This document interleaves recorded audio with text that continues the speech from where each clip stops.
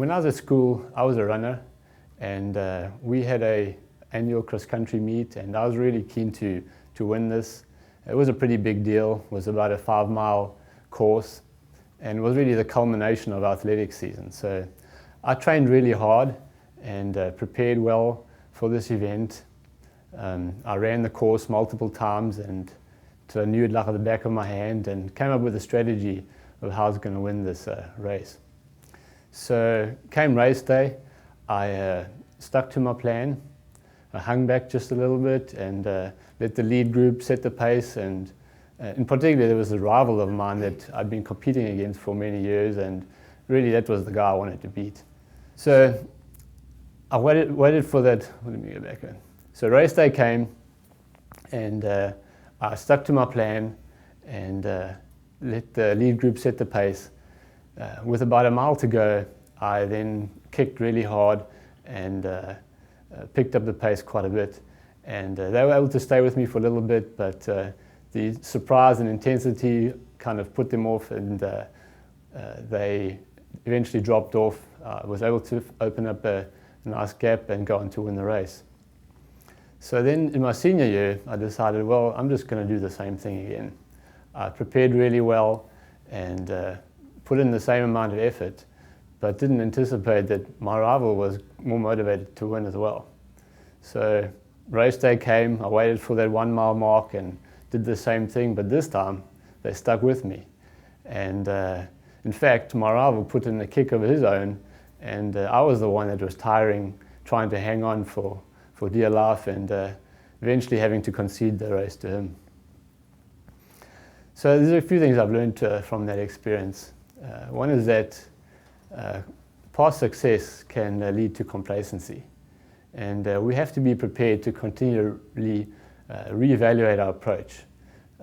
Have conditions changed? Is there anything that I've learned from a previous experience? Is there an opportunity to do anything better? You know, I could have perhaps focused my attention on the course record and come up with a new strategy to both blow my rival and the record away. Also, we need to be focused on our competition to some extent, really trying to anticipate what they might do next. And that might have been enough for me to come up with a different strategy that would have thrown him off, put a bit of doubt in his mind, and given me the opening I needed to win. So when it comes to the workplace, it's very easy to fall back on what's worked for us in the past. We have so many processes in place. They've been there for 10 years, and that's just the way that we do things. But I just want to encourage us to reevaluate and really ask ourselves, is this the best course of action for the current situation?